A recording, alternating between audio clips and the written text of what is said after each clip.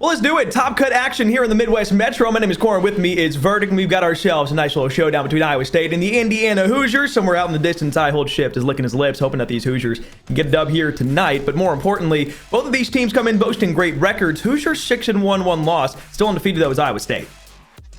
Yeah, absolutely. It's going to be an interesting one. Obviously, it's going to be a testing ground. Both of these teams really not too much contested. Indiana Hoosiers obviously dropping that one series. We're going to see some interesting maps that are to come out of this one as well, too. And I know Allen, as you mentioned, is certainly licking his lips, especially after Indiana Hoosiers national championship. What else would be better than a CCL championship? We'll see if they can get back past Iowa State Esports off the rip.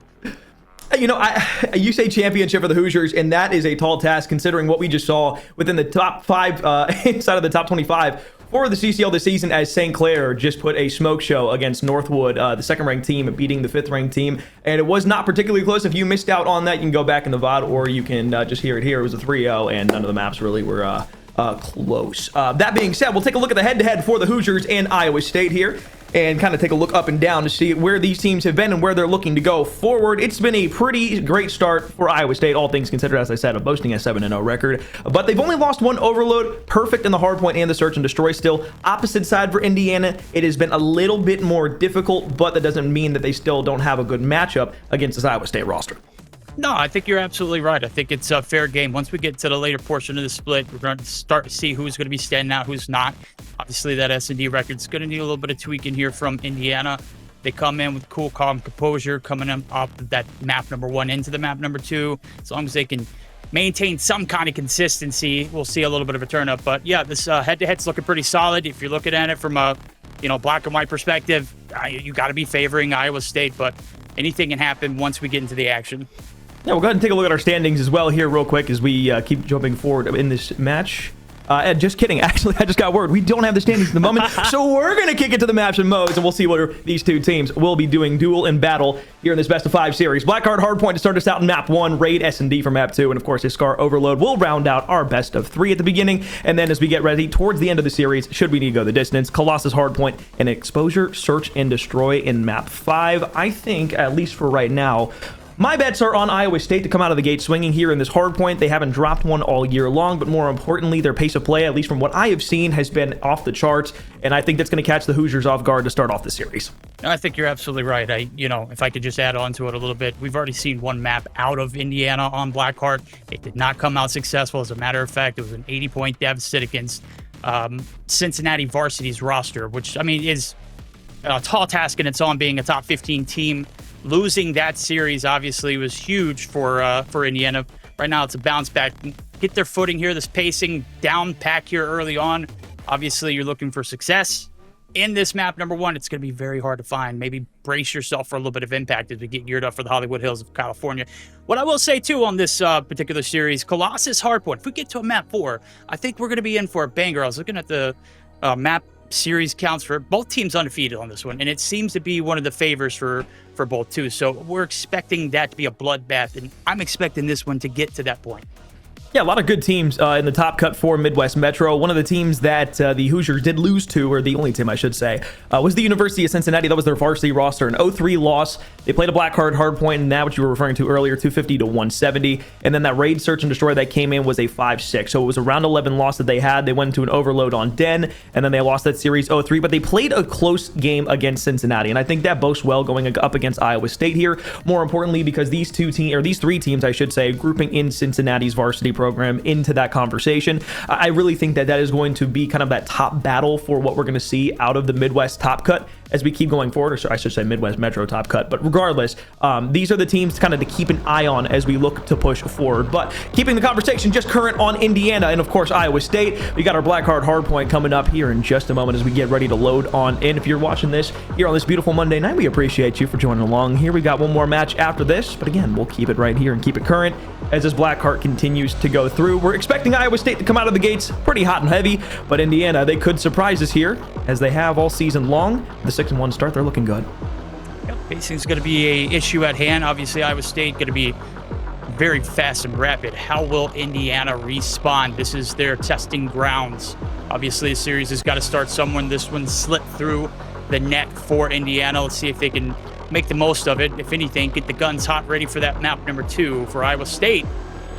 See if they can live up to the claim that we have kind of hyped them up to be. I don't want to be, I don't want to be just like gassing them up for no reason, but they have got to deliver, because this has been one of their maps that, we expect them to do well on just based off the pacing alone. But flying through, everything should be good to ready to rock and roll here in this map number 1. This series about to square off. We're about to be heading into it. Corn off the bat. What's the keys to success here for Indiana? If you don't want this thing to get too far out of hand, what are we going to be needing from them early on? I mean, most importantly, it's being able to control the outside lanes. This map is very heavy hit through middle map, but if you allow somebody to get through in the back line, kind of flip the spawns out, or even just catch you off guard, especially here on P1, if you're spawning on P2 side, getting out on that open lane towards the right-hand side, and then being able to cut the deep P3 spawns off as teams are trying to push back into P1, if they're not getting out to dubs and they're not flying in or trying to flip the map for P4, you're going to be in a blender early on, and Indiana needs to be ready for that. So regardless of what side they're spawning on, it's crucial to hold those outside lanes. Make sure you're keeping everything within and contained inside of P1 and in the middle of the map. That way you're going to be able to get good reads, good pickups, and of course the communication on top of that to be able to let your teammates know, hey, this isn't being picked up, this is being picked up. Just making sure things are slow, steady, and more importantly, all under your own control. Here we go. I like to hear it. Love the analysis. Control the chaos there in the middle of the map. Run the outside lanes as fast as you can. I'm trying to keep that same energy as you're bringing to the table, Corn. I'm going to tell you, man, you're a ball of energy. I'm excited to see what what kind of energy both these teams bring into it. Just a moment now, as we are not stalling. We're waiting for everything to predicate and start here for this series. And off the rip, we've already listed a few keys to success. We've already listed our predictions, or what we think is going to happen. Now it's all about the team's execution. All right, let's do this again. Back on Black Card. We're going to start things back at 0-0. It's a full map replay, and I'm going to be honest, I think the consensus of what ended up happening was somebody was trying to switch a class, that person being the host, and accidentally ended the game. So as John said in the back end, that's a first for the CCL, at least on broadcast. So we'll keep rolling with the punches as they come in. But Kraken will hop in through double window. Quick will get a trade immediately out by Young Lou. They go 2 for 2 back in middle map, and it's Iowa State, at least with the initial time, but the Hoosiers inside. Go ahead and racking up the score. Oh, man, we fat-fingered a lot of things in our lives. A whole loppy restart? I don't think I've ever heard of that. Nonetheless, no flags on the play. Penalties free here. Indiana looking to take advantage of the rip here in the start. Young Lou is going to be able to brace himself. He would have won that gunfight. I would have fell out of my chair. Backline's now being held this time around for the P2 setup. This is the first time around. My bad. It is going to be Iowa State with a little bit of a 28 accounting to 11. No, it was the Hoosiers that broke in P2 last time. We'll see if they're afforded that same chance. It looks like Gojo's just going to play his life, throw a couple shoulders in P2. Good shots on the back end. Phobos the first to fall. Verbos tries for the trade. Kraken one shot and should be found out with 6 HP here in just a moment. The problem is reinforcements are there, so the back end spawn now has 2 people pushing in from behind. It's going to be split spawns for both of these rosters, and into the back it's going to be important kills that are being gunned down here for. 8 bullets left in the mag here. Kraken will switch back to the pistol, has a double chow to the front door, and help with Kenny there as well. There's plenty of bodies, plenty of trade opportunities. Who will come out on top? It looks for the moment like it will be the Hoosiers in the back end. Yeah, good collapse there. Indiana gonna get the break here, not as quickly as they'd like, but plenty of time to capitalize on it. Lead still in their hands. 3 stacking here on the left side of the lane. Gojo gonna get the trade, looking to get the contest on through as well. Kitty says no, not today, buddy.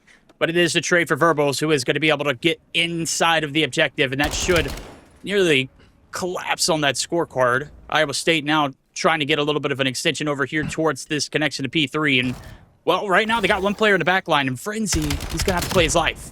I was going to say, Frenzy made the best play there. Allow the reinforcements to start pushing up the map. He gets himself 2. Looks for the 3rd. Can he get the entire team? We'll see as he chows with the pistol onto Quick. Good shots from the pistol. Every single player on Indiana dies to the hands of Frenzy, who's now on 4 in a row. As the Dravic back out, will swap around. It's going to be a P5 push through here, trying to influence the spawns, but Frenzy will continue on to 6, finally coming and falling to the hands of Quick. What a freak. He was everything in this play, and right now P3 connection is locked in and solid. Almost a perfection so far. Vobos on the objective is going to be able to find another. Frenzy trying to get back into the equation is going to be on the back line. Contest here from Kinney. And the Hoosiers looking to spark a little bit of life here in this P3. But the most important thing is, did they learn from their mistakes of past? It does not. That split, or that flip spawn is going to get dumped rather quickly, and it's down to a 1v1 on the back lines. And well, Phobos going to get shut down. The lifeline here to P4. No go. Iowa State being rewarded for having a few players out on rotation, especially here on P4. So the back end 10 seconds will go to Indiana, but now it's just a funnel house. The front is 4 dead immediately. So realistically, just back to the respawn block, now trying to group everybody up together. Player 2 up through middle map. That's a great route from Kenny. Needs to get something going his way. And a 5 and 11 for him and Quick as well. It's just a tough start. Yeah, tough start indeed. Iowa State, got to talk about this start for them. They're going to go ahead and collapse on this 100-point club so far. Contest for Phobos, not able to get the laydown, not able to get the shots, and a 3-piece here for Frenzy as he is going absolutely bonkers. Gets a little bit of help there from the teammates. It's going to be a full wipe. Where are they coming from? You already know it. Blackheart so far so good through the first 4 hills. Looking solid for Iowa State. Indiana going to have to regroup and buckle up for that P5. We'll see if they can get their wits about them. What an exciting map we have here with 4 unique spawns on it. It is just to die for when you're playing this game. Frenzy still on 5 in a row, looking for number 6. Almost his second of the game. Unfortunately, doesn't hang on to it. As Kraken's able to find 2. Phobos gets in on a quick plank through mid-map. So, hey, honestly, the split spawns work out for them well. They're going to get the back end here for P5. So, this is 60 seconds of time they would love to have. Would put them about a tie game going back into the first set of rotations. But the Hellstorm's going to be in over the top, in from Frenzy, who's at 17 and 9. Looking to rain down a little bit of hell. Nobody's pushing out just yet. This should be a break-in for Iowa State. That should be player number 3 in the back line. Quick, going to be the last one standing. Is going to be able to withstand that Hellstorm as well. Nonetheless, gunfight there from Young Lu is going to be his demise. Through the front, they're going to have to play it here the last 20 seconds of this first set of hills. They are going to be able to contest for the time being as well, get the full wipe themselves. So back and forth we go. Checkered kill feed to go along with it. First set of hills almost down. It's getting a bit spicy. I'm starting to like this Blackheart hardpoint here for the Indiana Hoosiers. I think the most thing I'm impressed with there is just the Hoosiers being able to rally back after the Hellstorm gets called in. Their entire hold gets completely thwarted by Iowa State, and now they're back inside of P1 on a rotation. So maybe P3 and P4 on those two weren't great back and forth, but I'll be honest, being able to string these two together is putting a smile on my face for the competitiveness of this Hoosiers roster. So if Kenny once again can find himself in stride with Quick there as well, I think that is going to be the difference maker, and it seems like they're doing it just at the time. Yeah, they need to. They do. Last 30 seconds up for grabs here. It is going to be the Indiana Hoosiers all over it. Frenzy, hot gunny, not hot this time. Kenny there for the trades. Not going to be able to be good for the next, but Phobos able to pick up a slack. And, well, everybody's focused, as you mentioned earlier, on that P2 objective. Kraken trying to get the early start. Quick as well. They're both going to get shut down. They should have been able to read the split spawn, or at least a flip out for one player on Gojo. But inside P1, it'll be Phobos who falls. Kenny's already pushed out through the back end of P4. He's got 2 bodies here he's going to have to try and take down. First one, gunfight, doesn't go his way. He's got help in the back end from Quick, though. Second shot, good. Looking for the last player all the way towards the deep end. It's going to be a close spawn directly by the P3 undercut window of Dubs, but now it's going to be a double hit in a pinch from P1. Unfortunately, though, it's 3 down. Can Kenny make the hero play? He's got 1, can't find the second. That's good time for Iowa State. Oh, it is. Last 40 seconds, still another contest. Full waves coming through. Whoa, okay, Young Lu. He is absolutely cooking right now. Backline still trying to be contested. Phobos, one shot look like is going to get collected. And Young Lu doing everything in the middle of the map right now, trying to get an extension to go through too as well. They're looking to connect the dots. And well, Indiana, they're going to be left in the dust if they continue to push for these spawns. We'll see if they can continue to mitigate the damage. But as of right now, the last 15 seconds, it's all they're going to be good for. We're going to find ourselves over by P3. It's Indiana, who have themselves held down and locked at the moment, but Iowa State on the break-in looking for something. Let's take a listen in with them, see what the comms look like on the break opportunity. Nice go. One shot, Kenny. He's leaving a bullet. Left side, rest side. Last guy. I'm trying to help you. He shot me. Yeah. He's still behind time. Like left side heady. Yeah, That's not bad. One square. You guys want to nade? You guys to streak this or not? yes, Yeah. Yeah, streak it. That streak, bro? Hello? Yeah. Yeah. Absolute Q, bro. Yeah, I'm playing for him. One's up. absolute on time. Alright, boys. 1 P on, 2 on time. 1 P on, 2 on time. 1 P on, 2 on time. Kill time. Nice. Nice. Spawn back. I'll get this hidden back. Nice. Great. Yeah, that's so funny. Weird.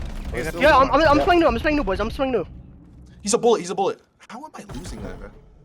Oh, I got slammed 2 times. Left side. 2 on your left. Both sides. One more. All good. I spawned old. Never mind, one spawned by me old. Overall, I mean, the comms didn't sound too terrible, but there were a few things that were slipping through the cracks overall in terms of just like overall communication points, specifically where the spawns were concerned. So not something that I love to see. And well, they're paying the price for it, down by 10, but it's opportunity here on P4 as they hold it down. Yeah, they do indeed. I think one thing we'll take note of is the post-streak respawn there for Indiana. They've done great on capitalizing off of a full wipe 2 times in a row here. Will that be the demise here for Iowa State as you get all of those kills, but you're not able to capitalize on the hill time? Right now, they are being able to do so here in this objective. 30 seconds left to go, reaching that 200-point marker. Kraken trying to throw a fist. Whoa, hello. Not able to get the first few shots. The land does follow up the kill, but the trades are through immediately. I don't mind the 4-man gamble stack twice there to the front end of P4 because realistically a 4-on-2 gunfight should be there for you. You just have to walk away with some of the gunfight wins. So Frenzy will hop backwards off the map. That's unfortunate for him. That might lose them the spawns unless Gojo can do something about it. They've still got one more player in the back end here, and it's Verbos trying to take on Phobos in the back end. A crucial 1v1 for the spawns. It's still going to be splits out, and everybody should know this. The parallels come in. It's Younglu who finds one up through square, but the backside spawns should be enough to allow them to go ahead and restabilize here on this Blackheart. But as I say that, even though the spawns are still by P3, it's Iowa State to win the gunfights coming over around the P5 push. Yeah, Frenzy and Gojo combining for 2. Get the break on through. Backside spawn still a little locked in as it's split through. Phobos. Okay, Phobos getting a little bit of help there from both Kenny and Kraken. Shots were literally hitting on point. Great call-outs, great team shots there for them. Indiana on the back legs here on this P5 set. Double chow, not successful. Kraken able to get the trade. Still going to be one there. Quick, watching inside of square. Everything has been picked up, and that's 4 dead once again. So it's the Hoosiers on the back end of P5 into P1, where they have found the most significant amount of time.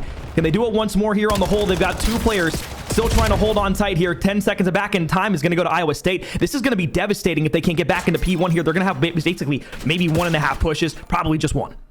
Yeah, probably just 1 right now. 10 seconds is the stat line where we will see this. Younglu playing by the window. That's nasty, buddy. What a dirty trick. Quick, trying to get the trades. Can they get it? No, that's going to be a break back on through. Phobos doing everything he can to stay alive.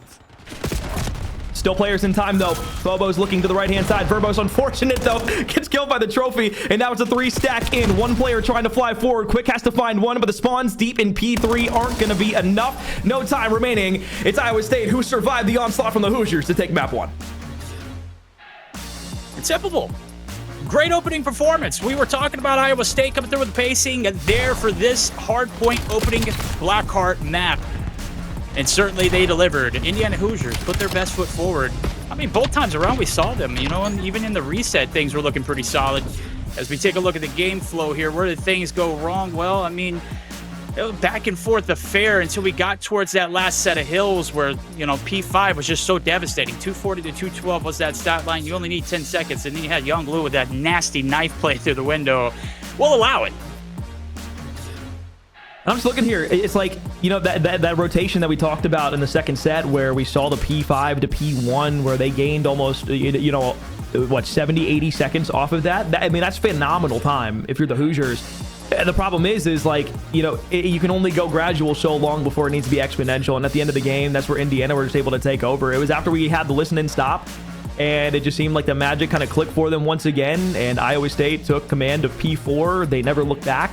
And that's kind of where I called the gamble stack. Like, if you want to send 4 directly through the front of the time, like that, again, it should be a 4v2 gunfight, but it has to be all committed at the same time. It can't be a stagger push where one person goes in and then you allow the 2 people holding middle to rotate back over to help at hill time. And that's exactly what ended up happening. So realistically, it just comes down to correct play call, maybe not the best execution, but I didn't hate the fact that they went for it. And I think that shows a lot of confidence in the team themselves to make that decision. So I don't think by any stretch of the imagination that I'm saying that the Hoosiers played a bad map 1. I think there was a lot of really good things that we saw from them, but Iowa State just capitalized in the moments where they had the numbers, and more specifically where they just had the communication aspect down pat just a touch better.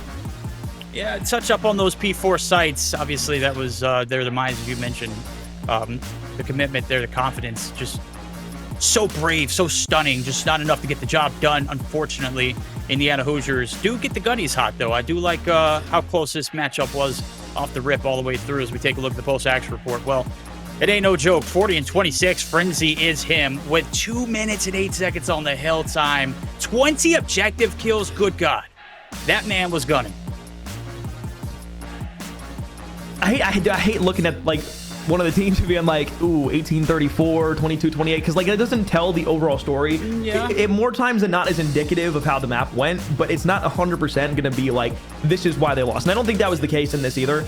There were plenty of moments where Kenny was finding 1, maybe 2, 3 kills, and it was for significant chunks of time, like whether it was a break-in for 35 to 40 seconds or the back end like 15 to 20 while the rest of the team was out rotating. There were good holds out of Kenny that I saw a lot of those times, and the plays were there. They were heads-up moves. It just, the shots weren't connecting some of the times, and that's okay. As long as you're playing the map the correct way, though, you're going to be able to put your team in a good position regardless of how you're shooting, and I think that's why Indiana played that map so close.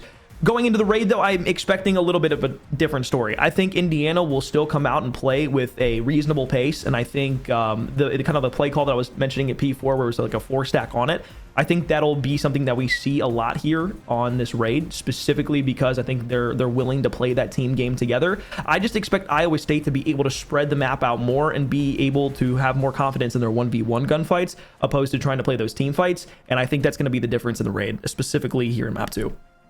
I like that. That's a great analysis, professional, if I'd say so myself. And you're coming off. I wouldn't say. I mean, come on now. I don't want you blushing, but I don't want to gas you up. But you also delivered just like Iowa State.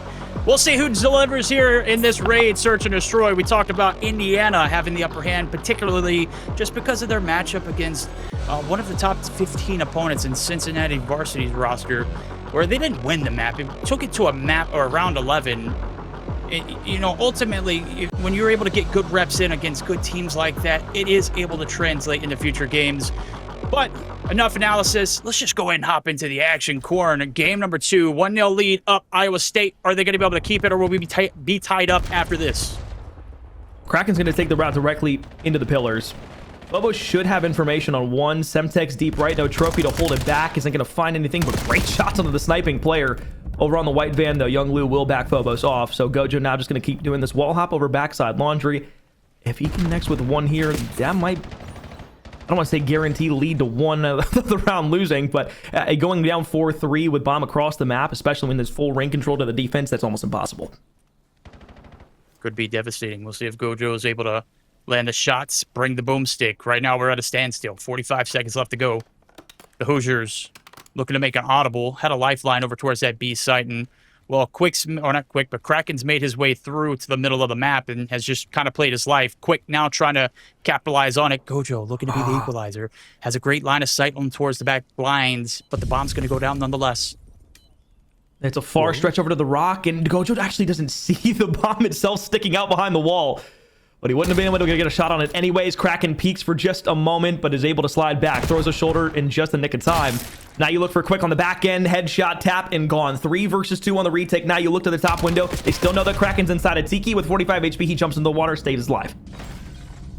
Needs to play it a little bit longer. Kraken looking to take a little bit of the middle of the map. No, Young Lou spots him, trying to make him pay, but it's top shots there from Modern, able to get it through. Kraken and crew now going to be able to capitalize. That is going to be the opening round going in favor of the Hoosiers. A great audible and a read through the middle of the map. Got to thank Kraken, who was there early. Quick there was there early. Nonetheless, paved the road towards that site. And Gojo not getting that shots to land or seeing that bomb plan also played a huge factor. Yeah, I'm not sure if I'm loving the overcommitment to jump to water there. Like, yeah, you might be able to win the 1v, but you still know you have someone back by Mansion. Let your teammate who's in Tiki play that. You get the close angle there, even if it's with the pistol. Clear out Mansion and then take the 2v1 with a player that you know is in water. You have him trapped there, but I digress. That's just little things here and there. But Gojo back to the sniper. It's going to be Frenzy who opens with a nade on Quick on opposite side of the map inside a kitchen. It's going to be 1 player rotating all the way back over through to B, but Young Lou is on the bomb, getting this down. 45-second timer is going to be the jest here. Kraken inside a raid ring. He is already weak. What the? And... Hello? Yeah, he's out of the game. Yeah, okay. I was making sure. I was like, there ain't no way. There ain't no way, brother. He is right in front of you. I'm not sure. Verbo's not spotted the entire time. Jesus, I'm not even sure how to explain that as a crazy round indeed. I'm sure we're going to have some issues abrupt in this series, already been plagued with them. We had a reset in game number 1. It looks like we're getting a reset here in game number 2. It only fitting, right, that we start to see Indiana start to, really rack it up and, of course, get nerfed yet again by the reset demons. Yeah, I don't know how many resets we've had on stream so far, but every single time that I've commentated a series, at least 1 or 2 maps in the series has been reset. So I don't know if it's some like bad luck that I bring to the table. But let everybody know in chat. Blame Corn. Just go ahead and put it right there. Honestly, everybody hashtag blame Corn. He'll take it I'm right used to here. it. No, I will take it high key, but. All things considered, I'm not exactly sure when we'll get back into that, but I do kind of want to break down a few of those rounds, even though we've only seen two of the rounds so far. Kind of said everything I needed to say about the overcommitment out towards water in the ending of that first round, but I really do like that kind of like slow and methodical play that Indiana had after they lost that first life and just kind of played through middle map. They didn't see anybody kitchen. They knew that there wasn't anybody over by basketball court or backside topside money, and when they were able to push through that, get the bomb down. It wasn't where, you know, somebody was playing up too aggressively. Playing the water, playing your life, and just allowing your teammates to have commitment over the top, be in a position to either have a significant trade opportunity or just be in a position to not throw a life away is so important when you're playing SD, specifically on raid, where you can get caught out on the worst timing immediately. So I like what the Hoosiers did there. It's been 1 round of search and destroy. I'm not going to go too much into analysis here because we haven't seen anything else, but good round. Yeah, I mean, you also create good timings too. Like, you know, when you're planting the bomb on A, get yourself in a position where you can't be seen by the boomstick that's coming through on court side, right? So Gojo not able to spot that plant on through. Obviously, you're in a 200 IQ position. That extension's great. Gojo not able to spot the bomb. We also saw some, you know, not being able to spot a few things. Got somebody laying on the ground on their back, just literally that was odd for the past 30 seconds. I don't know how brothers stay alive for that long. That was very odd. Obviously, he had disconnected, and that's probably why we, you know, are up the creek without a paddle at the moment. But I'm sure we're going to figure it out as we get along here, as we find out information. Corn can't hold his self. He's going to let you know what's going on. He couldn't hold himself on the fat finger towards the changing class, or we say changing class. Maybe it was a rage quit. No, it wasn't a rage quit. It was a quick change class. No, let's go from 1 to 2. Wrong. The amount of times that I have tried to do that and almost ended the lobby, I understand it. I get it. Maybe I've never done it in a game where I'm host, but I mean, regardless, I mean, it happens. So that's why I don't host, because I would definitely do that. I don't host because I don't want to change the settings in the lobby every time, because we can't figure out how to get those working every time that we're playing in the lobbies. Isn't that just a sweet treat? Speaking of sweet treats, we're going to step aside, take a quick break. When we get back, we will see the continuation of this search and destroy. Don't go too far. CCL continues after this break. All right, let's do this. 1-0 for Indiana. Iowa State was getting close to the round win there. They're going to try and get a blast plant down on A once again, and just running through the smoke, trying to lose the aim assist of Kraken is Young Lou, but unfortunately he will fall immediately. Frenzy, trade opportunity, hip fire shots up close with the AR. Not a sub, by the way. Looks back to the top side of window. Woo! That would have been a highlight clip if it would have been a kill Genny, but it's still a 2 versus 2 now after a trade comes in. Bomb down. It's going to be a scramble for the Iowa State roster to get that back and try to get it on A. Yeah, if he wins that one. That's the gunfight he loses, though. The one up close, no, my friend. Up close and personal with the AR. Not an SMG, remind you. Kenny trying to test the waters, going to get shut down immediately. Gojo making him pay the price. Drops the sniper and midst for the AR. Bomb's going to go down over towards the A site. 35 going to be pushed up to 45. There we go. And here comes the hit from Quick. Oh, he's got good shots on the Verbos. Now down to Gojo. 1v1. This is where you want to hit the domain. As he looks back over to the left, Click is there. Can he get a guaranteed hit here as he pushes the backside of Laundry into the top window? Wants to hop over. Thinks better of it. Wraps to the right-hand side, but they're playing Ring Around the Rosie. It's a full flip now. Gojo on the front side of Laundry. Quick on the back end. And now where will he play? Gonna lay down on the staircase and wait. Quick on the wrap back over to the left. 18 seconds left. Has absolutely no idea where Gojo has went, but now we'll spot him out once again and has to push forward. 11 seconds left. Goes for the 1v. Gets up close. Can he get back with a knife? 7.5. There it is. It is GG in the round. Good win from Quick. Unfortunately, Iowa State would take the round. Yep. Great job. A little dosey-doing, a little back and forth, a little loosey-goosey on the backside. Just a great way to play time. Iowa State able to strike back in this one. I'm confused now. Is it 1-1 or is it 1-1? 2-0? 1-1. Okay, perfect. Oh, there we go. That's okay. I was expecting it to be 1-1. Perfect. All right, there and through. So great way of playing life there. Good post plant. Obviously, the exit kill comes through. No clutch coming in for Indiana.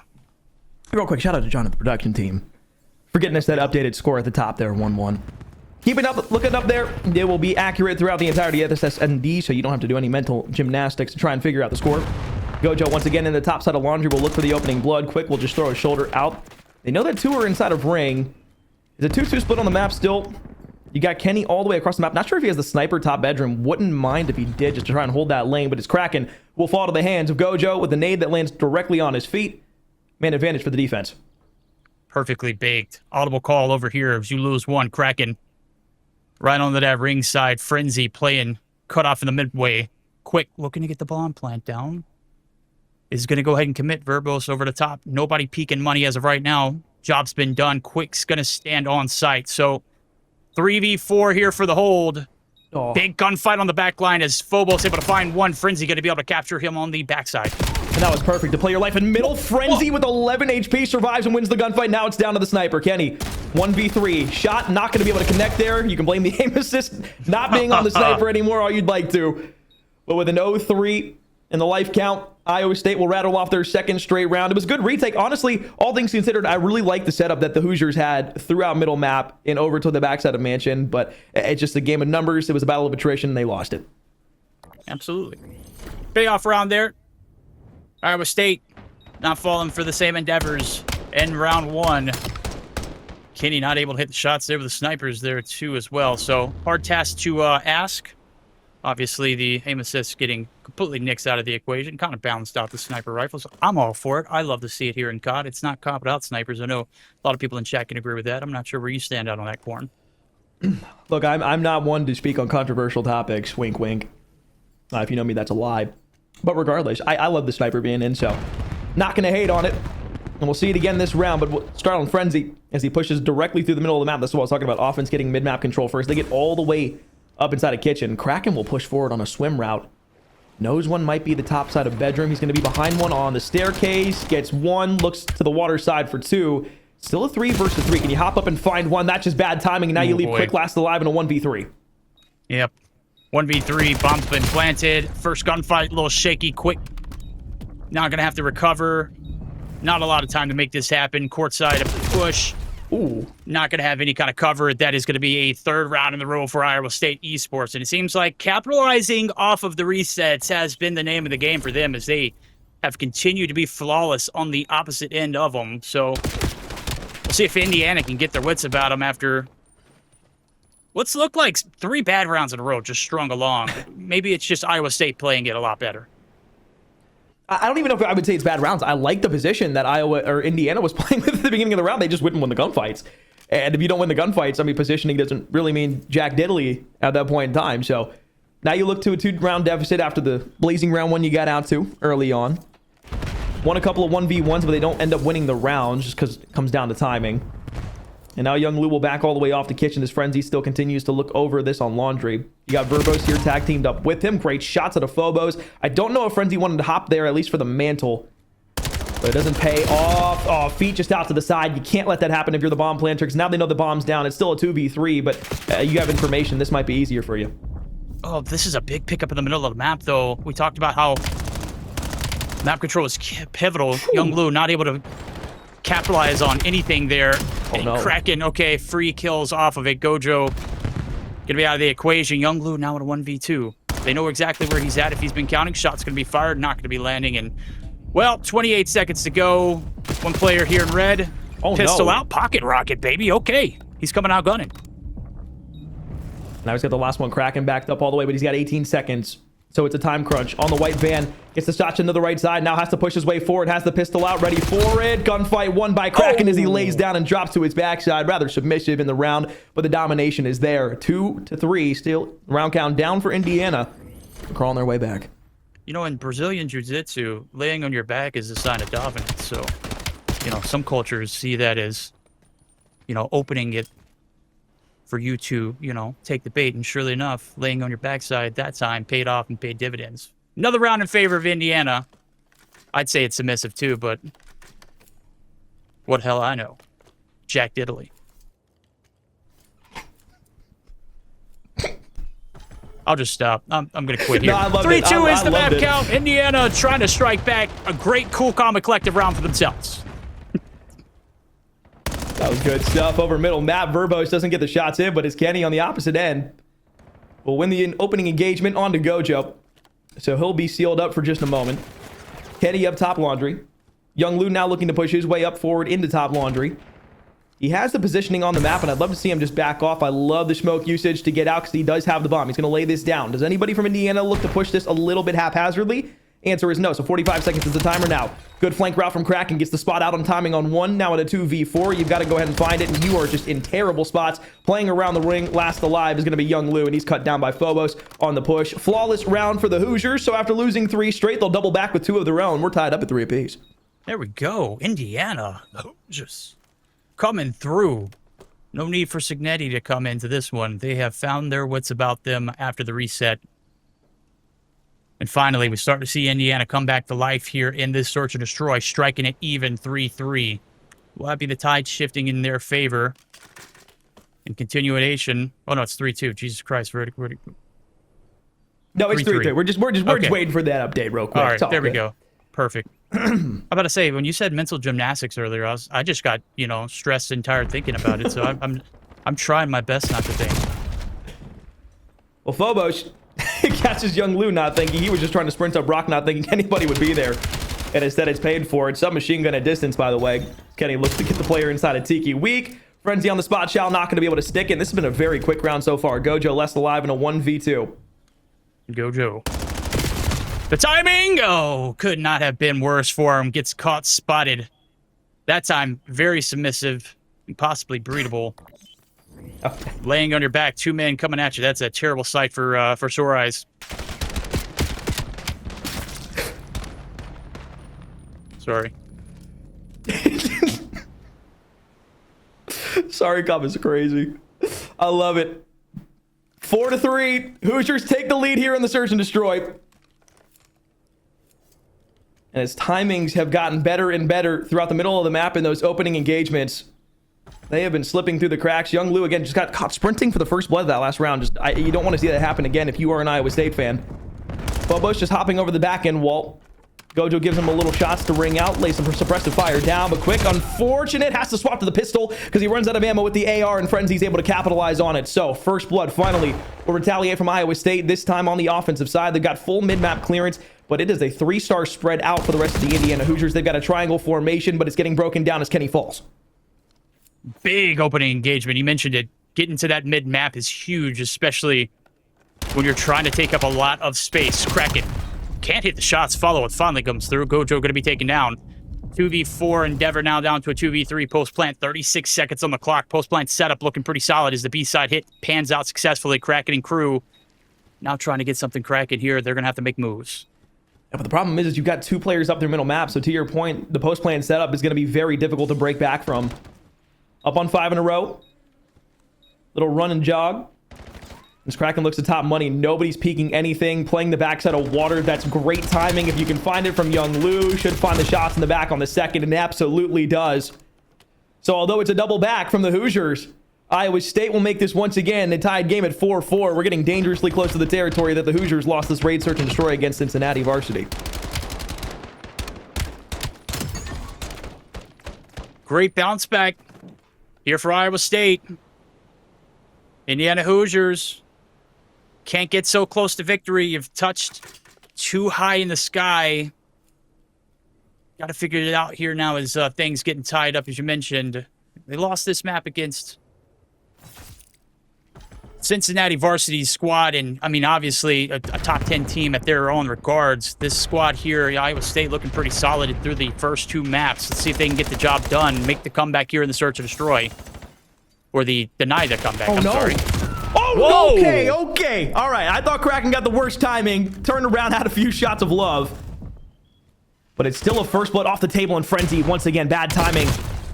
If you're a player playing around laundry, Phobos trade immediately with a sniper onto Verbos. They get 2 back, and now Phobos can just back all the way off. It's 2 players playing through middle. The Indiana Hoosiers have the south side control of the ring. They want to try and grab this on the A-bomb if they can, but it's a double wrap back through kitchen. Does Kenny get the good timing here? He runs back into top laundry.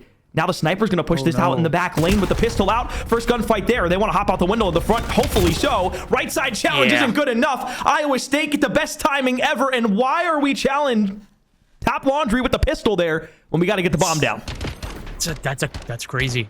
We've had crazy things happen here in this S&E so far, and, well, Iowa State capitalizing on it. Map point could be the 2-0 off the rip. This raid, search and destroy, has been really topsy-turvy. We've seen some wild and unexpected things. What more wild and unexpected than a 6-4 victory here for Iowa State Esports? The Hoosiers looking to stand their ground. Let's see what they can bring here in the payoff round. They're going to have to hold down the line of defense. We'll see what Iowa State can do with it. Spot nade set up towards middle map. Nothing connects inside of kitchen. Young Lou wants to sprint all the way forward like he's been doing all game. He'll throw a smoke as a diversion. Break out to the staircase. Get on to B. Does Kenny spot him? I don't think he does. And even if he did, he's not going to be able to get the read on this. So the bomb will go down. No hesitation out of Iowa State. The flinch isn't there. Inside of kitchen, Frenzy's got to back off. Frenzy. Gonna be captured, collected. One down, 4v3 here for the retake. Gojo, next line of defense right in the middle of the map. Oh, buddy! Kitty and Kraken combined for 2. It's all down to Verbos. This is for the map. If he can clutch this 1v3, it ain't happening. 20 seconds still, plenty of time. There it is. The hop up, the collection, the capture. We got a round 11, ladies and gentlemen. And right there, that was I'm going to be so honest, that was a winnable 1v3 because they were just trying to sprint over to Mansion. And if one person gets the worst timing there and you don't get those wall bangs on top Mansion to get them weak as the SMG then starts to push up top, you all of a sudden are potentially giving 2 free gunfights that are 1v1s to Verbos up top. So that got, at least in my opinion, very scary for Indiana. Glad they were able to recuperate, get to the round 11, but now it's the money round. The opportunity to flip this around for the Hoosiers, guarantee a map 4. Send it to a Colossus hardpoint. Up through middle map, they are going to get there first. They've got the set nades. They are sprinting. Yeah, Kraken. This is your spot. This is your place. Double chow here in the middle of the kitchen. Got too hot. Gojo able to shut him down. Kenny there for the trade quickly. Oh. And well, Frenzy's going to be able to sneak through the middle of the map too. This is all of a sudden looking like it's going to be a bad to worse situation. Young Lou getting the perfect timing. Yeah, he's getting one. That's plenty. Now left to 1v2. Phobos, a godlike clutch if he is able to do so. He's got the M15, and he's got both players from Iowa State spread on the map. But they are going to be able to collect each other in just a moment. Unless he can rip the player on the Mansion. Gets a spot out on 1, 71 HP. Needs to be careful rotating back into middle map. Is going to get information on where both players are. So everybody on the map knowing exactly where one another are going to be playing, at least for the moment of time. With 30 seconds left in the round, you can still work this to B or A. You've got the bomb in your hand. But it's a double stack from Iowa State. This is going to be a terribly difficult gunfight to win. But you should be able to get this down on B. You're going to give yourself time. We'll see where it goes here. Timing could not have been better for him. Phobos now looking to capitalize here in the 1v2. Bomb's been placed. Perfect spot here for the court side. They are definitely going to be playing this by holding hands. And surely enough, the timing could not be any better for Phobos. No, there it is. Gunshots not landing. Gets captured again. That is going to be Iowa State taking round 11. 2-0 in the series. The Hoosiers not able to show up there yet again in a round 11 loss. If you're going to play the angle, at least get one. Yeah, that's... I mean, that is just... You're trying to track him through the air. You get out of the ADS, and you're trying to hip fire there. You got to at least try to find one and fight another day and get the second. You had the timing. They didn't immediately check it either. And realistically, only one round. Sorry, 2 rounds. Excuse me. 2 rounds that the first bloods came through. Didn't go the way of the team that got those first bloods. And would you look who it is? It was the Hoosiers who were able to get rounds 2 and 4, the first bloods in it. And it was Iowa State who won it on the back end of it. So if you're playing off of that, and you're going off of that being the most important metric, especially on a raid, search, and destroy, those are 2 rounds that they would love to have back for themselves. We get to the round 11.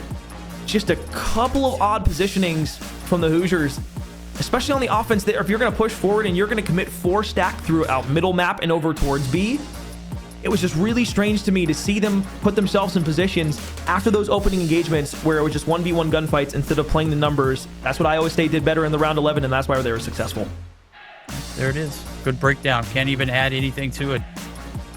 Iowa State storming their way back here in this search and destroy after losing a quite hefty lead. Would they go up 3-1 off the rip? We got 3 rounds in a row back in favor of Indiana. And back and forth we went. Round 11 victory in favor Iowa State. Indiana on the brink of elimination here in this series. Gonna have to find their wits about them there in the overload to come. Take a look at the stats here in a moment too as well. 6-5 victory, second time this split so far for them. And just remind everybody, we are missing round 1 stats as you know, we had a little bit of a reset, and well, Iowa State able to capitalize off of that. 11-7 from Frenzy. He was doing a whole hell of a lot on map 1. If you weren't here for it, kind of the route man multiple times, holding out back end spawns. Although I'll digress, it was Blackheart, but with the submachine gun was holding the back end spawns, being able to get there first on rotations. Very influential kills, especially in P1, where he was able to find 2 and 3 consistently for this Iowa State roster. In the search and destroy, we saw no different. It was either A, baiting out an SMG in front of him and then being able to either get the immediate trade or the tag on the help. First bloods were a must from him every single time. We saw 2 there out of him. But on the opposite end, you look to Phobos, who had 3 first bloods. You look to 3 first bloods from Kraken as well, and you wonder where those rounds went consistently for them throughout that search and destroy. And unfortunately, 2 of them were losses, and they just weren't able to really get a lot of positioning off of it. Iowa State was better at trading. Yes, it was around 11. Yes, it was very close, but there were a few rounds in there where it looked like Indiana should have taken them, and unfortunately, they just put themselves in bad positions time after time. And that's why they lose the round 11 search and destroy. Absolutely. We'll take a look at here what we got on the agenda. What could be the last run for the Indiana Hoosiers. Scar Overload. If you're just now tuning in, you missed out on a banger of a 2-map spread so far. This one, certainly, if it goes the distance, if it goes past this game 3 at least, I know we're in for sure a banger there for map 4. We got to get there first. Scar Overload. Could be an interesting one now as we're taking a look at this series. Overload. It's not looking too good for the Hoosiers. They're going to have to make something happen here on this map 3. Last chance. I'll be honest, as Overload has had its course throughout the year, especially with teams that are playing together. Obviously, if you're just playing ranked, you probably have an opinion on it if you're either like solo or duo stacking. But if you've been playing throughout, whether it's your collegiate team, whether it's with challengers roster, whatever it may be that you're playing, it could be an XP team on Twitter. Regardless, Overload, at least for me, has grown on me a lot, and I've seen a lot of teams get a lot better in progression through the mode throughout the year so far. The biggest thing for me that I've seen with it is how teams are willing to push pace after getting just 2 down, right? I think at the beginning where teams were just feeling it out, there was a lot of like not being able to put that forward immediately, and it was a lot of apprehension after getting 1 or 2 gunfights.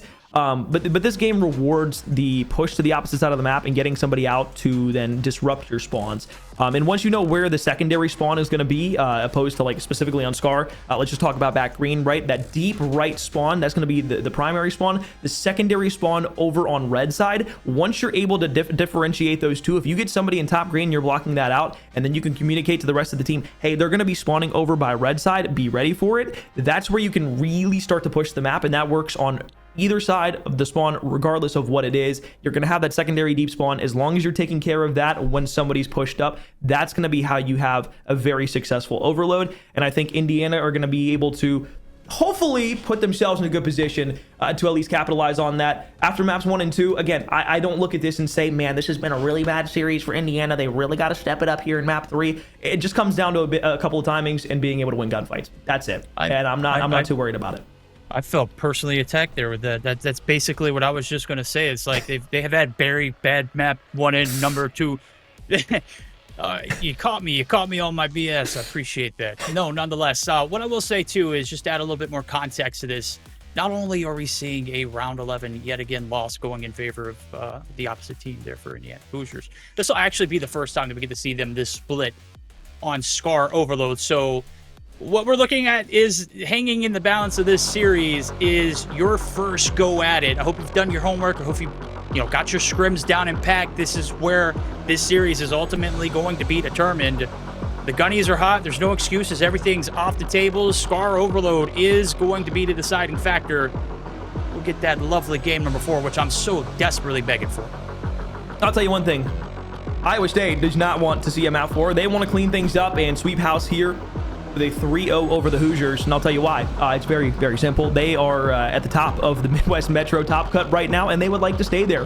The Hoosiers, this is all the pressure on them. They are already 6-1. They've already taken a loss. As we get towards regional playoffs at the end of the year and are fighting for conference championships, these matches are going to matter much, much more when it comes to overall seeding and it comes to actually playing for a championship. Right now, they've already got a loss to the University of Cincinnati varsity, who's also at the top. They're still, I believe, undefeated, as well as Iowa State here at 7-0. They're also playing for that championship spot and better seeding going into the regional playoffs. As a lot of people know, everybody's going to be able to be in the regional playoffs, but seeding is very important when it comes to who you are going to be playing from the bottom side. Have a better record, you're playing the worst teams, most likely from the bottom cut. Maybe you even get a bye out of it depending on how many people are within your region. These things matter and are going to be very important towards the latter half of the season.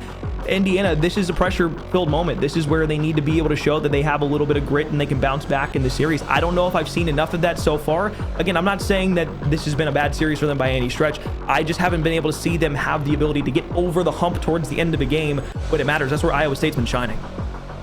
You're absolutely right. Everything has just seemed to, they find the right timings, they get the right rotation, and most importantly too, on the hard points and in, the search and destroys, they've been able to capitalize on some of the biggest struggles of Indiana.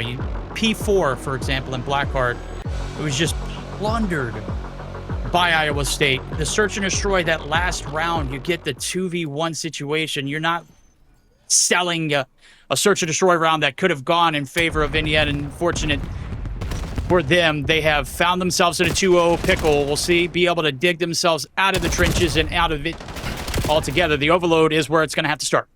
Yeah, good pick up on plain side if you're spawning on the right-hand side of that mini-map.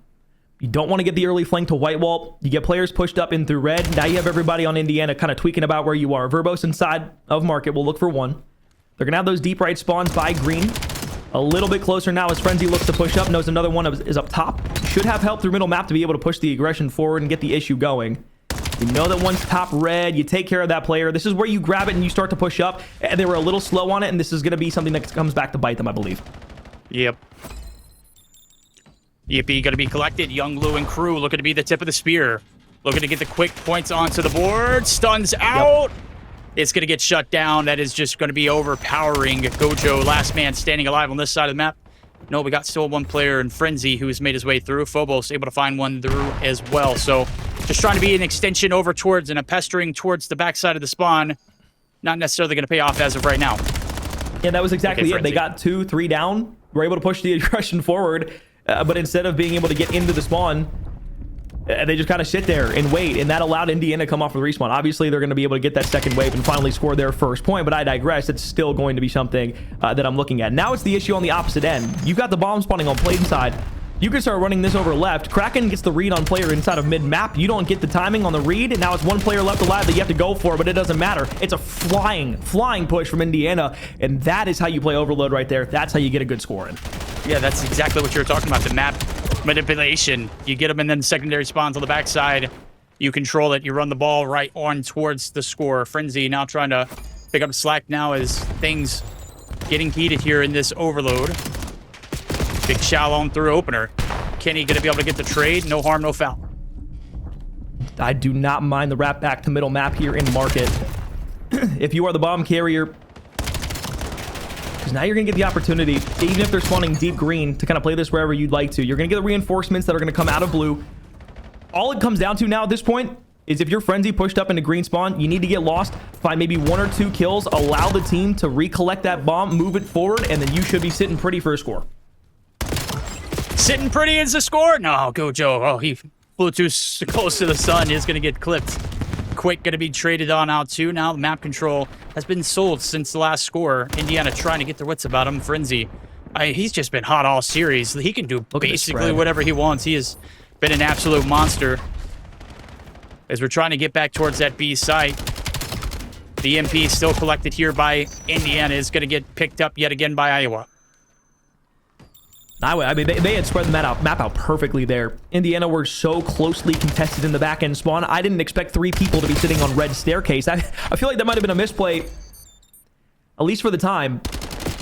The good news about it is they were able to win the trades out, and now they can bring this all the way left, and this is going to be an overextension. Now they're going to have to rewrap through their spawn side if you are Iowa State. First gunfight. Now the Kraken has to win a 1v, and absolutely does against Gojo. Reload down, and a flank for Verbos. Has one in his sights, doesn't realize there's a second one there, so they still have numbers here, but the spawn's close from the side of Iowa State. Should shut this down. It's going to be potentially a respawn here for the ball as they're just waiting. Yeah, that's a drop ball indeed. Looking at that map control, you get somebody who cuts the middle of the map and gets too free. Phobos trying to pick up the slack. EMP still down for the time being, split on towards that red side of the map. And while Phobos making the connection, able to get some transitional kills along with it, trying to open up a floodgate, does have 2 in front of him and is going to be traded out. Oh, that's good stuff. They had the bodies there as they continue to push forward. Nobody grabbed it, and that allowed the 2 players that were there to work in tandem to try and pick a couple players off the map. So now it's going to be a deep spawn once again, but you can wrap this out through market.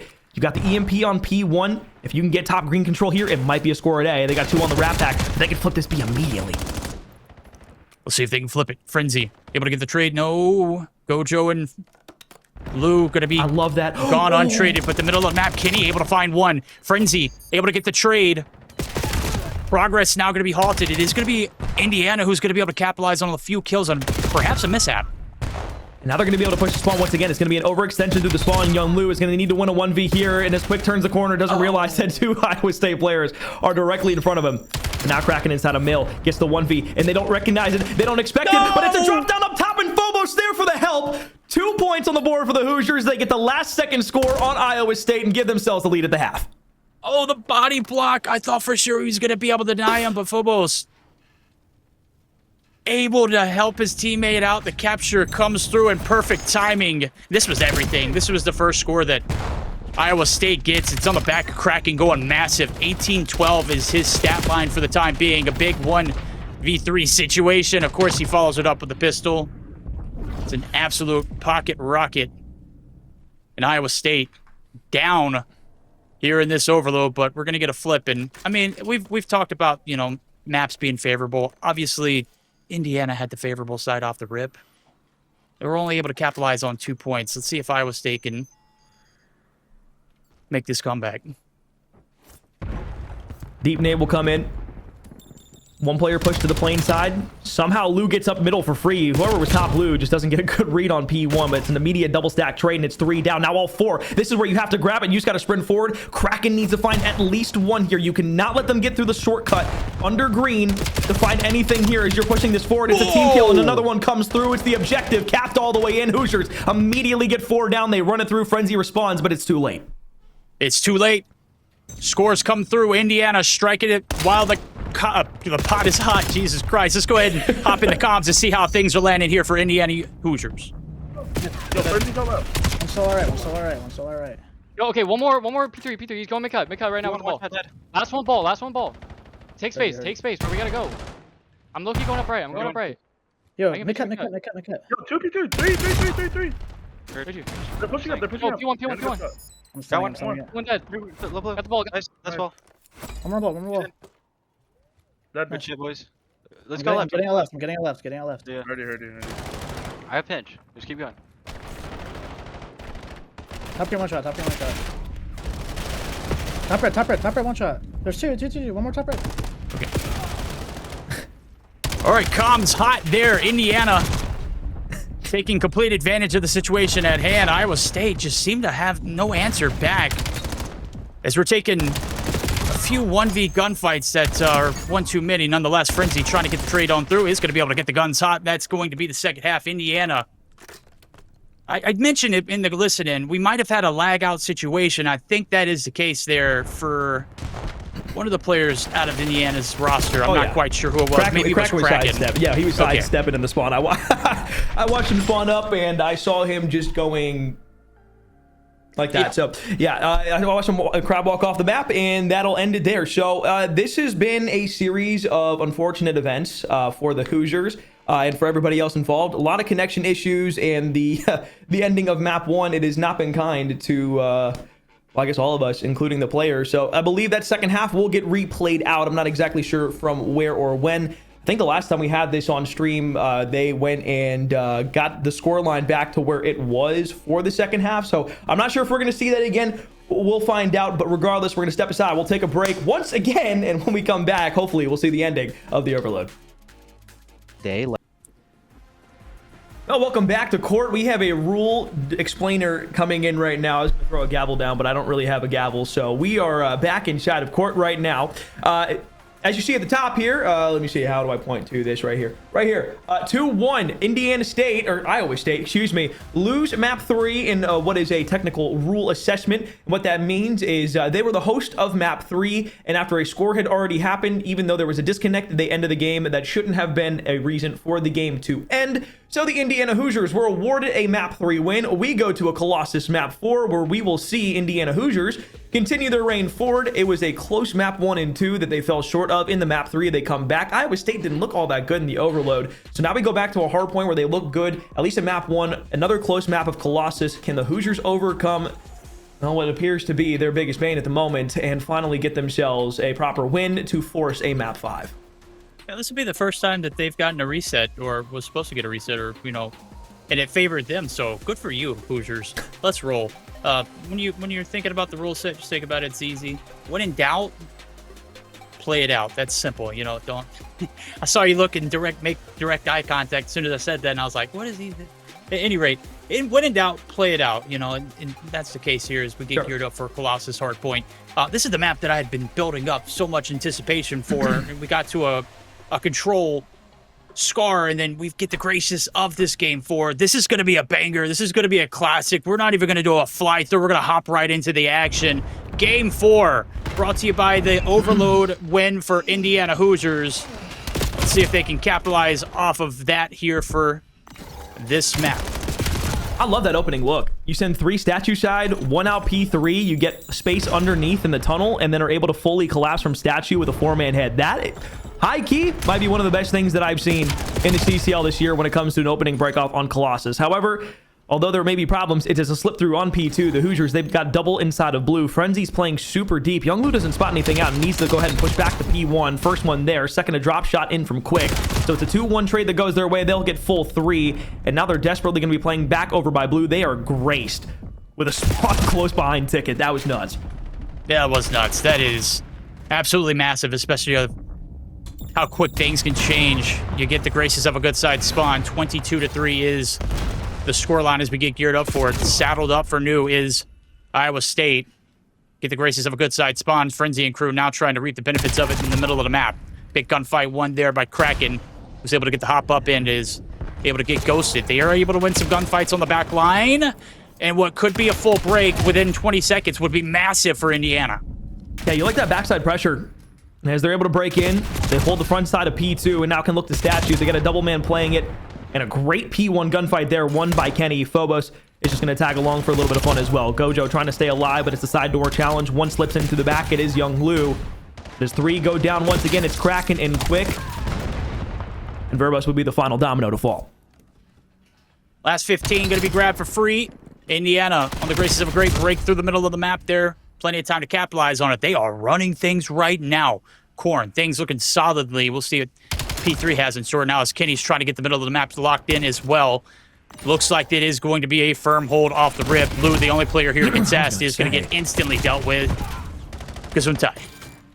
I didn't know how Lou got that far pushed up without having a gunfight get taken yet. But right now, Iowa State are getting spanked out of their socks. There is nobody that can win a gunfight, and the Hoosiers keep just dialing the pressure forward. Frenzy might try to get a top-up P1 hop here. He's got a teammate with him. We get shots in the back, and finally Gojo will be able to push their way forward. Now it's all about, do you push through green, or do you try to flip out the spawns for yellow and make it a bit more chaotic? Young Lu shots that went wayward. I thought he was surely guaranteed for a kill there. It's Verbos who will double back, so finally some time will go and fall the way for Iowa State. But right now, the Cyclones are struggling for any sort of presence on influencing the spawns. Yeah, well, right now it's split and it's up for grabs. You got one player there for the lifeline, and player number 3, Quick, doing everything he can to play his life, and surely enough is going to be anchoring down for those early rotations. Set up here now. Kenny trying to prevent the overflow from coming through. Is going to get a little bit of help there from Kraken, but as Kraken is traded on through, lockdown of the spawns are in white on the left-hand side of your mini-map. You can see it. It's Indiana Hoosiers. They're here and they're ready to play. I mean, this is what happens when the Indiana roster is playing together. The Hoosiers are finally having everybody have a good game. Everybody is contributing in some aspect in the slaying department, while the opposite end of Iowa State, they just can't win gunfights to the front. They're trying to get pressed forward, but it's just Kenny and Kraken who continue to go back and forth and hold the kill feed white. Phobos just has the AR over the top, holding strong. All they need to do is just push this out. They've got a block back for yellow. This is going to be so hard to break out of if you're the Hoosiers. And with 2 HP, that's an ego chow with the pistol. Yeah, why not overheat? You're up by 100. Well, that's a heat check right there if I've ever seen one. Right now, 100-point deficit is what Iowa State's going to have to overcome. Okay, Lou, I know we're not winning very many gunfights, but the freebies should be exactly as they should be, free. Got to earn your keep around here, apparently. Indiana making it hard for everything. Early setup here for P1. Iowa State looking to get something saddled up. We'll see if they can continue to do so now as Kraken says hell no. I mean, just look at what the Hoosiers are doing, though. Like, it's not even a simple fact of winning the gunfights anymore. They broke out on P2 with 15 seconds left. Iowa State had read nothing on it. They were still pushing for the back scrap of 15 because they're already down by 100 points, and that flipped the spawns out again. Now Frenzy's going to have to take a pistol chow. Still shots in there from the Dravik. And now as Verbos pops back up, he's weak inside a middle map, and the trade collapses immediately. This is flawless stuff right now from the Hoosiers. This is something we have not seen from them all series long. Yeah, Iowa State might be checked. They are just not having it. Frenzy has been the all-star for this Iowa State roster right now. He can't get anything going. On the left-hand side of your screen, it's a sea of positivity. Well, Phobos just going to be able to be content with laying down, is going to take the gunfight in his fall, or fell, rather. The only thing Iowa State's got going for him right now is they have the early P2 setup, and it could be a setup for a comeback, but with Indiana, everything just going their way, I'm sure they'll find a way to break. And all you have in the back is now Young Lou. And he's all by himself, and this is going to flip him across the map. Shots are shaky, and there's no confidence in any of the gunfights right now. They're giving full respect to the Hoosiers across the map through and through. I don't know if it's a host difference. I don't know what the setup is here for them at the moment. But even a team kill in the back is not going to thwart this out for too long. Finally, you'll get some pressure, and you're going to push the back in spawns. 8's going to spawn in the back. It was a grid read by Phobos, but Frenzy finally stabilizes. So you get something to go your way if you're Iowa State. The problem is, it's a 130-point deficit, and the Hoosiers can just rotate out to any hard point that they like to, or send 3 to 4 bodies for the back end of 15 and just close it out like that. Yeah, they continue to do that. It'd be over here in a matter of seconds. Lou and crew trying to get something rolling. Yeah, that's tough, Kenny. Phobos, quick. Sea of white on your kill feed. Hello, the Hoosiers are here to play, ladies and gentlemen. We might be getting our game 5. Iowa State not really stepping up and rising up to the occasion off the rip. Not really waking up here throughout this one in the second side of hills. Kenny's just continuing to make them pay. Frenzy, where you at, dude? You guys start shooting back. It's a good pinch, though. And I can't blame him. He had a great map 1, 2, and 3. But here in map 4, it's starting to fall apart finally. You'll see a red flood the kill feed. Frenzy will be playing the time, dipping in and out of green. He's got teammates holding over the top. Good shots in from Phobos. We'll get the player that's at least on the Godhead. He backed off for a moment. Close right corner. Kraken now trying to influence the spawns. This should make things a bit more chaotic here in the back. As you get through, you find one. Young Lou there for a trade. Quick will fly his way forward. Inside of green, the first player will fall, and this is going to give them good congestion time. So Iowa State, where they were hoping to hold here and keep the spawns, they're not getting anything on it. We'll finally get that last player out. 20 seconds isn't even going to get them to 100 points. The Hoosiers can now just focus all their attention on the back end of scrap and pushing through the yellow spawns. They haven't been successful right here. Iowa State doing everything to hold the line. The backside spawns too along with it. They've drawn a line in the middle of the map and seeing if anybody's going to cross it. The contest is going to come through still. And finally, the gates are going to be flooded wide open. Lou, first initial opening. This is massive for Indiana to shut it down. The momentum now at a halt. And at an all-time high, Hoosiers looking to shut this one out here on this rotation. Classic back-end double push. You get a bait and switch. You find the final player. Now it's just about winning the gunfights from the front. Kenny there for all 3 players, and Phobos a tag for 4. It's another wipe, and across the map they'll spawn. It's Kraken pushed up, and they don't even rate it. He's at 30 and 18. Man, they can't even shoot back at this point, man. We're trying to make the cross-map journey, and Kraken is just in your spawn, letting you have it. This Colossus map, I said it was going to be a banger. I didn't say who it was going to be for it, but you can see it's clearly been Indiana, the Hoosiers, rising up to the occasion, asserting their dominance. Begging for map 5. Where you at, Iowa State? Not to be found here. At a 250 to, I'm not even sure what was on the right-hand side of our screen. What much to talk about. That's tough. Who's your daddy? That's what they're saying right now. That was belt ass in the highest form of fashion here on Colossus. Finally, we see the fight back from Indiana. We hadn't seen it the entirety of map 1 and 2. We would get down to the end, and it would be breakers. We saw map 3. Say what you will about the ruling. It was the right one for the rule book and the handbook that we have for the CCL. And now we go to a map 5 where Iowa State just kind of looks checked out. I'll be honest. You can see the two lines looking mighty different here.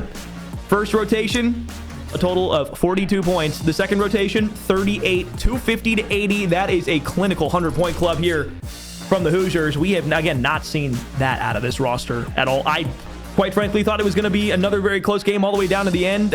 Maybe it's an auto veto for Colossus next time for Iowa State. Oh, yeah. I mean, obviously against Indiana. You said it. Who's your daddy? Indiana in the house. A massive bounce back after winning the overload via, let's say it's a forfeit. I mean, you can't end the map. You got to play it on through. Didn't really show up here in this one either. Indiana just kind of doing whatever they wanted to. Stat line should be popping up on our screen. I'll go ahead and say it's a lot of kills on the top side of the map, or on the top side of the screen. It's going to be, or no, a lot of kills at the bottom side, a lot of hill time being collected, and not a lot of either on the top. 258 is that stat line. 31 and 19. Kraken was the everything in this map. Cutoff man, your tip of your spear, your initial opening, your objective player too to go along with it, with 13 objective kills. Just a little under a minute of time to be collected though too. Kenny right there along with him. Massive 2 minutes on the hill. We're getting evaporated off the map. I'll be so honest. There were so many times where I'd be like, dude, how is he dying that fast?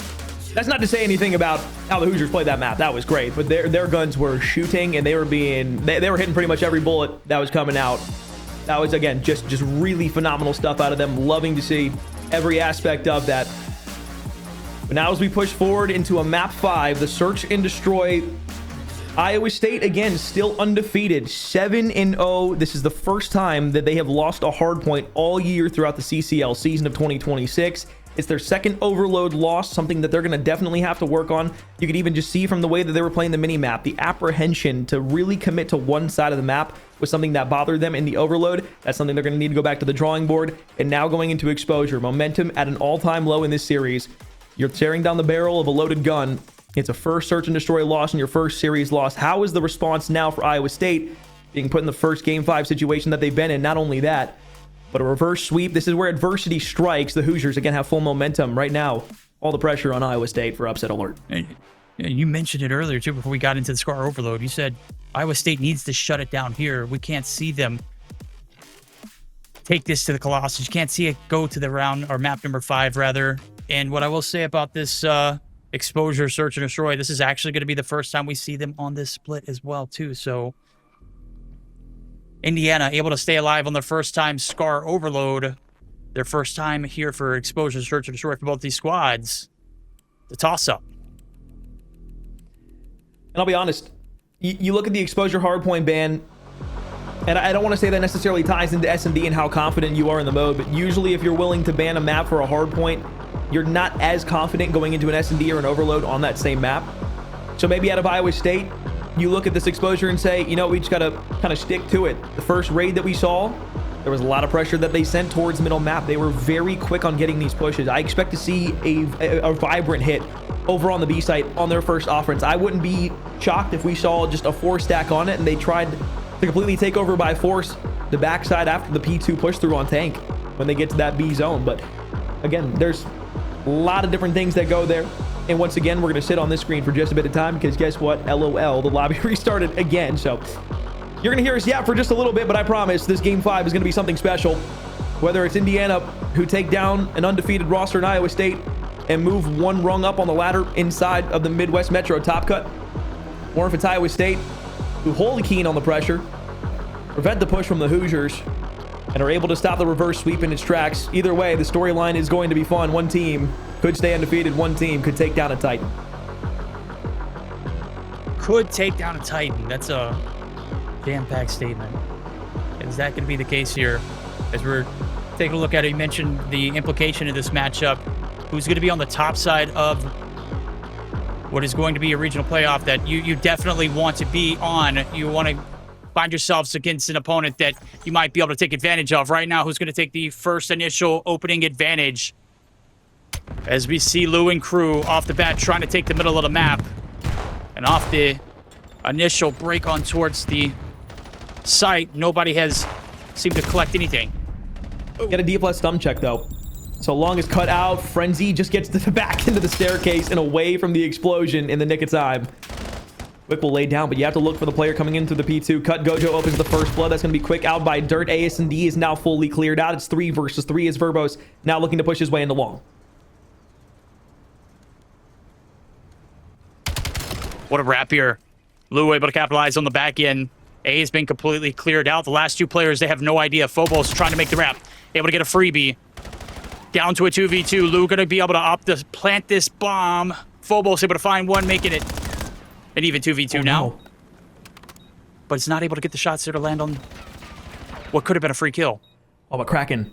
Full chase. Knows one's up top. Whoa! Hip fire is good. And that should be a read. Say, hey, that was Gojo. The other one's going to be in the spawn side too. We need to full wrap this out. And that's exactly what they're going to do. So they're reading name tags. They get back over to Dirt. Young Lou will slide out and get into middle map. Was that perfect timing? Or the player Dirt see him out? Over by AS&D. Phobos will now slide back. 18 seconds left. An opportunity now for Young Lou. He gets the shots on. Challenge. Back to the right-hand side. It's Kraken up close. Who will take it once again? Hoosiers strike first in map 5. All right, Hoosiers. Retake coming through. Beautifully planned. Well executed. Life almost played to a T. Not the case there.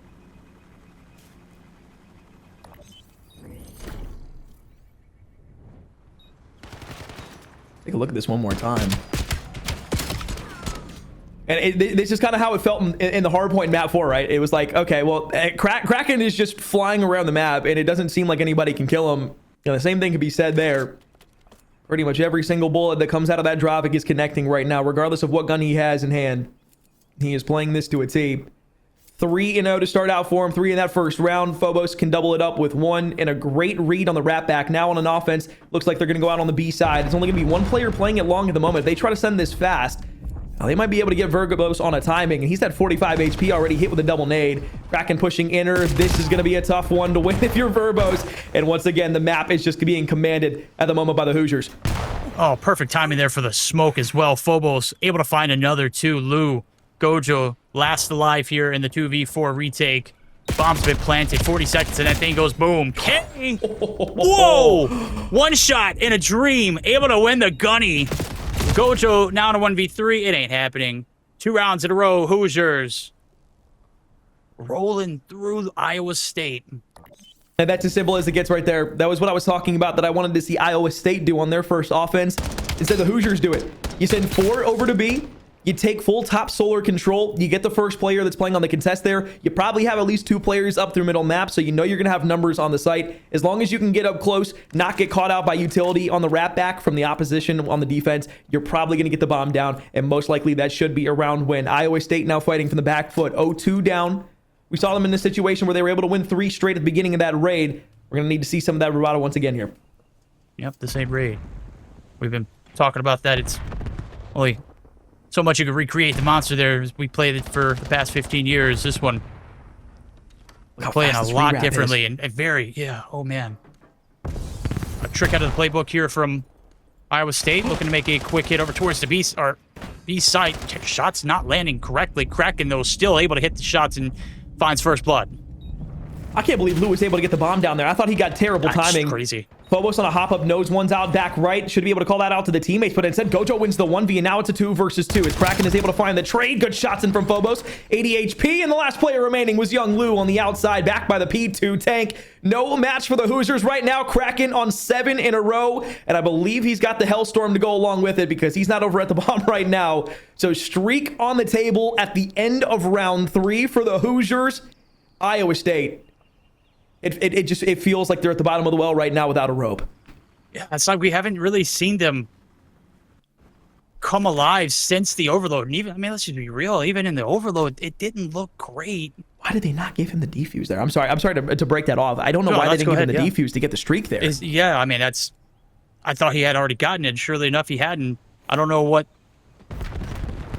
Indiana's taking. Maybe they're just going to rely on the gunny. No! Frenzy! No! Iowa State just shooting themselves in the foot, or in this case, nading themselves. You were the one in map 2 who was making every play on the map, and now you lose Gojo as well. It is just, it is a total demise here. Mistake after mistake for this Iowa State team here on Exposure. I said maybe the ban of the hard point in map 1 for Exposure was indicative of what we would see from them in the S&D. I didn't think it would be this bad. Kraken looking to move forward. Doesn't have the bomb. He just wants to find a kill here. You bait out for somebody, you find a trade somewhere else, but Kenny just playing throughout mid-map. That's just such good patience. Holding the entire cut back. You'll find the second. 4-0. Indiana, 2 away. Almost match point. Iowa State, do something. Kenny, yeah, this is how you know you're feeling it. Go ahead and slide on out there. Butt naked challenging it at its finest. And, well, they haven't really lost too many of these fights off the rip. Not going to be starting here. 4-0 lead. Indiana Hoosiers making the most of that Game 3 to Game 4 now. A very anticlimactic search and destroy so far. Iowa State, will you rise up? We'll see. Looks like it's going to be a dirt hit, too. You got 3 stacked on it right now. They're playing extremely slow. They know that they're going to have 1 there for the challenge. And I love that. You send 3 bodies on it. You get team shots, and you make sure quick pays for the over challenge out towards dirt. You've got 1 top window you have to worry about. But it's Kraken making the deep flank all the way around. Are you going to be able to get the read on him? This is for the streak. Through mid-map. Does he look left? Does he look right? He looks out to right. Dirt. Dead. Turns back around. Knows that one's long, but it's a 2 versus 3. Young Lou, Verbose. You need to find something, but it's Kraken running through your rear. 9 straight. Streak on the table. Match and reverse sweep point for the Hoosiers. Woo!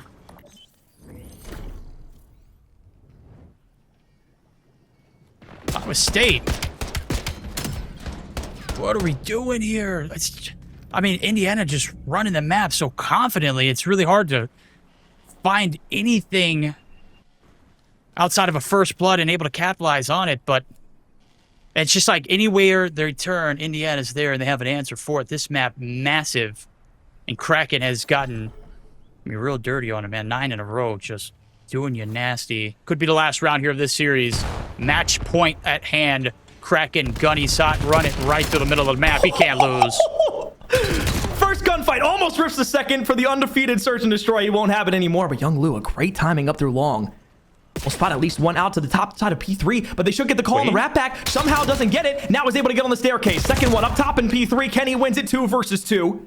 Bomb is now wrapped back to the bottom side. Frenzy has to win the 1v and absolutely will. I don't think he got the read that the bomb is down, and Phobos will just lay on his back once again, wait for somebody to make a move, and I believe they're just going to double up here in P3. That should be the spotting out of top P3 in the middle. Map, great shots, no wallbang, stays alive. 40 seconds to go. Bomb's been held captive. This is for match point. Phobos on the hop up. Not going to be able to peek that corner. Iowa State hanging on. Not by a thread, but series of unfortunate events there for Indiana inside of this building site. Of course, Frenzy able to win that one. As Phobos not going to be able to get any information off it. You knew exactly what was going on, just didn't have the idea of where. Nonetheless, Iowa State sparking a comeback. Well, you know what the comms are right now, right? Dude, these guys are terrible. How are we winning, or how are we losing this? 1 round at a time. We got this. And that's what the comms are right now. Is it break time? It might be. But unbiased call to the full sail reverse sweep here would be fantastic here in the S&D. What a way that would end if we can push this to around 11. Kraken, deep nade right side, not going to find anything. Player 4 and Frenzy will back off for a moment. Here comes the Hellstorm, and it's everybody through mid-map. You got to get out. You got to get inside P4 or something, and you're going to see all 3 of them scramble and scurry in there.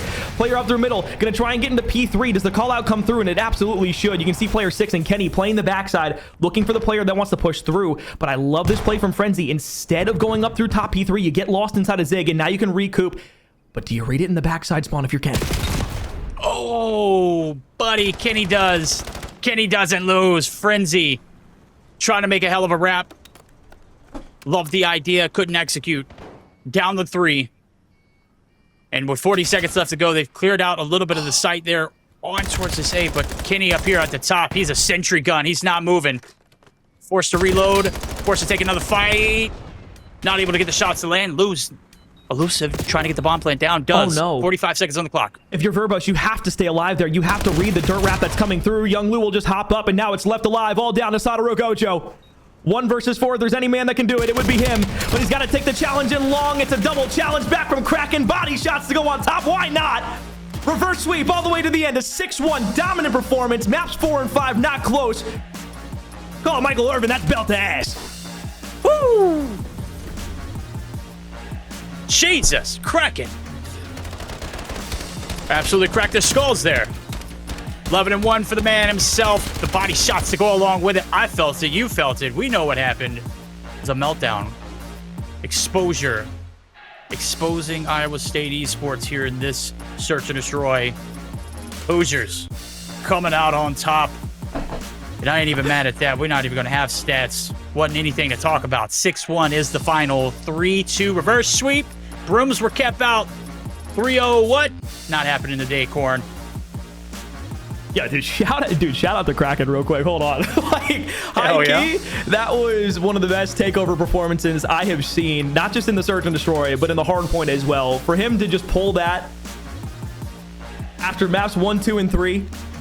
He was playing well inside of map 3, don't get me wrong, but maps 1 and 2, like as a team, everybody was kind of playing. He was playing well, but he just pulled out the big stick at the end and said, all right, you know what? I'll do the dirty work. And that's exactly what happened. Kill after kill after kill in the Search and Destroy. Verbos has a struggle. Really, everybody on Ohio State had a struggle there. We'll take a look at the series and get a kind of full breakdown of our maps and modes that we saw, so you can kind of get a visualization of what happened. 250, 217, 6-5. Close in map 1, map 2. All of a sudden, Iowa State end the map after a disconnect in map 3. 3-1 to the Hoosiers, who are awarded the win for map 3. And do we really even need to say anything? We can just look at the scores there. 250 to 80. 6-1. Clinical stuff from the Hoosiers. They'll take down not only a rival, but an opponent they'll play later on in the season, no doubt. Iowa State will fall to 7-1. The Indiana Hoosiers will have that same record, but they will be much happier leaving tonight, as they will now leapfrog and one-up this Iowa State roster in the Midwest Metro Top Cut. Hell of a series. Indiana must have heard my cry for a map 4, and buddy, did they deliver. Needed to see Colossus. Needed to see all of that. Didn't need to see that exposure, though. That was just downright disrespectful. It was the Kraken show. Corn, talk to me. What was your favorite part about that series? I know for sure it's got to be the hard point. It was just so clinical. Or was it the final 6-1 victory? I'll be honest. It was where the momentum started, and that was in map 3. Regardless of the outcome if they were awarded the map win because of a disconnect and then a map end, before that, they were still playing phenomenal overload. Iowa State had struggled in that map specifically. It was the only mode that they had lost coming into this. It was the only map that they had lost in the 7 series that they had played previous to the stream. And it didn't look like they had practiced all that much. The Hoosiers were phenomenal in the mode specifically. Like, maybe it was just Scar and the Hoosiers were, or sorry, Iowa State wasn't that comfortable on Scar, but it was just the lack of urgency when they would get 2 and 3 kills down. Regardless of what side they were on, it didn't seem like anybody was pushing into the opposite side spawn and finding any success. And when Indiana was able to capitalize on that, the reason I think that was my favorite part of the series is because we immediately saw, once they got 2 kills, somebody was grabbing the overload EMP. They were sprinting either to the left or the right side, depending on where they got the call out from. I could tell that there was not only a sense of urgency, but in the comms, there were people saying, hey, let's push this, let's do this. And they were saying, we need to go now. And that is the biggest difference. For me, that was the moment that the series turned around. That's where the Hoosiers caught fire, and momentum be damned. That is where they kept it throughout the rest of the series. So that is what I say is my favorite moment, because that was where the Hoosiers showed me personally the first time that they had the ability to kick it into that next gear. This one came down to the wire. Wasn't really close towards the end, though.